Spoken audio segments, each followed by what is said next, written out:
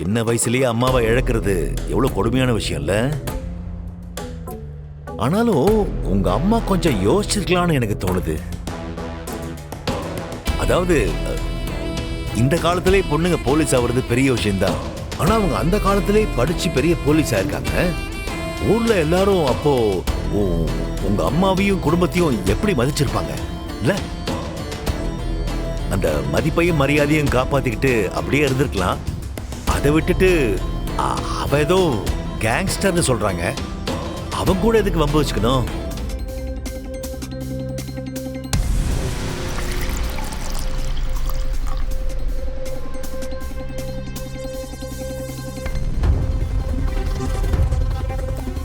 Okay, thank you. நீங்க சொல்றது எல்லாமே கரெக்ட் தான் sir.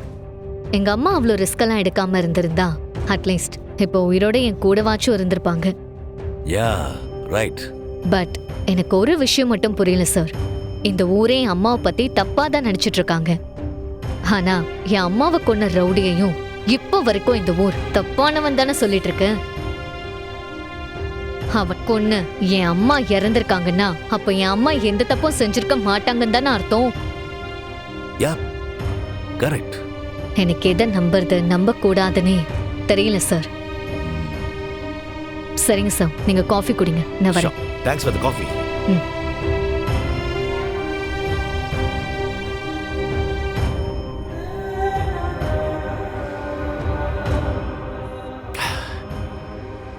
Anyway, it's a good coffee.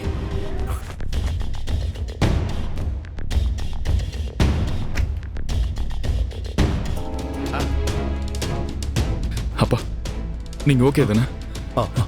குடிங்க, நான் தண்ணி குடிங்க.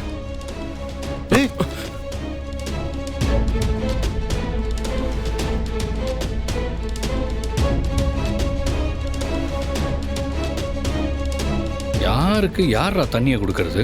ஏய், இப்ப நான் தண்ணி எடுத்துட்டு வந்து கொடுத்ததுல என்ன ஆயிப்போச்சு? நீ இதை செய்யக்கூடாது. எங்க அப்பாவுக்கு தண்ணி கொடுக்கறதுக்கு நீ யாரா?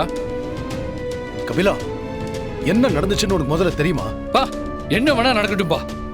இவன் எப்படிப்பா உங்களுக்கு தண்ணி எடுத்துட்டு வந்து கொடுக்கலாம்? ஏன்டா இப்படி சில்லியா நடந்துக்கிற? சின்ன குழந்தை கூட என்ன நடந்துச்சுன்னு கேட்டு புரிஞ்சுக்கொண்டா. உன்ன மாதிரி யாரும் இப்படி அவசர கொடுக்கே இருக்கவே மாட்டாங்க.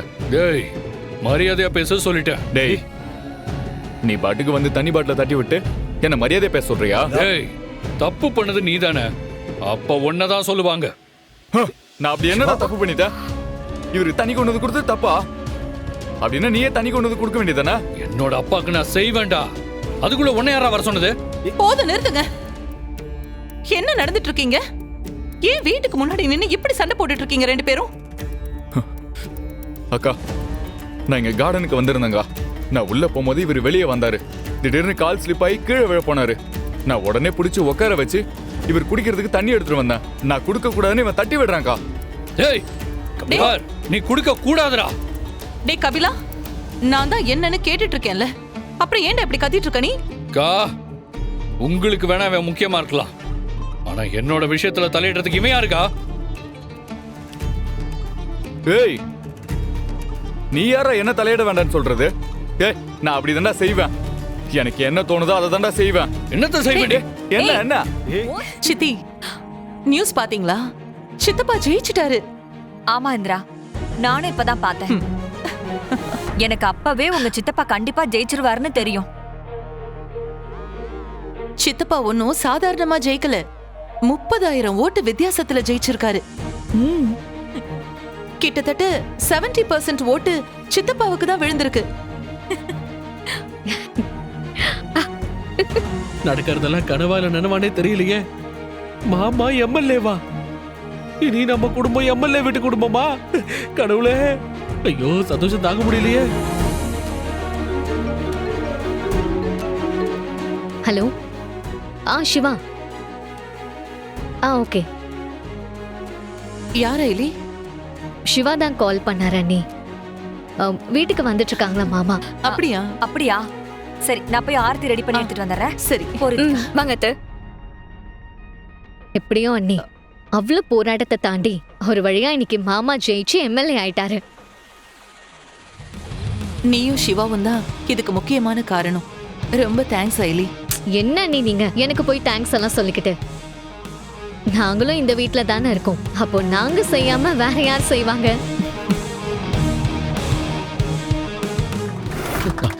ரொம்ப நன்றி. சித்தப்பா கங்க்ராட்ஸ். தேங்க்யூமா, தேங்க்யூ. மாமா வாழ்த்துக்கள் மாமா. இனிமே நாம தான் இந்த ஏரியாவே கலக்குறோம். சகல கொன்றுவோம் உங்களை. மாமா எம்எல்ஏ ஆயிட்டாருங்கிறதுக்காக உன் இஷ்டத்துக்கு ஆடலான்னு பார்க்காத. அப்புறம் மாமா பவரை யூஸ் பண்ணி உனக்கு உள்ள போட்டுருவாரு. என்ன மாமா?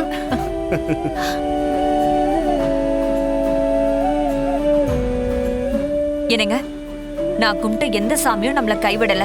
ம், முதல்ல நம்ம குலதெய்வம் கோயிலுக்கு போய் நம்ம சாமி கும்பிட்டுட்டு வந்துருவோம். ம். சரி, ஆரத்தி எடுத்துறேன். இதை ஏத்து.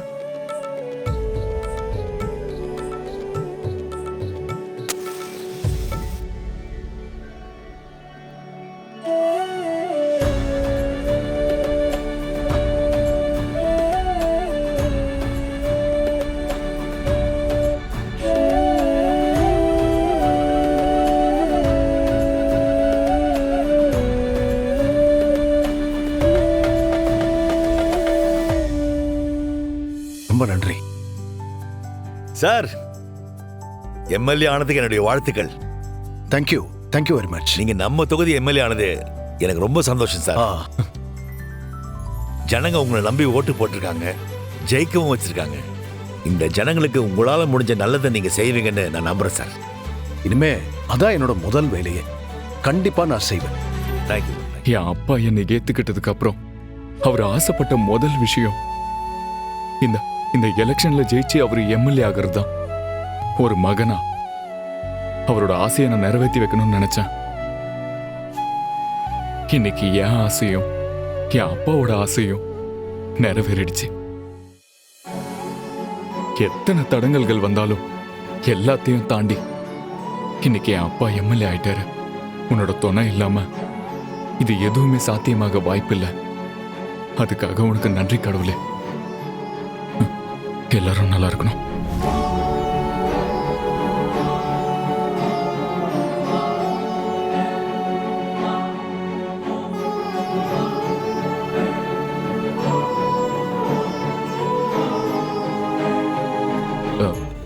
என்னப்பா?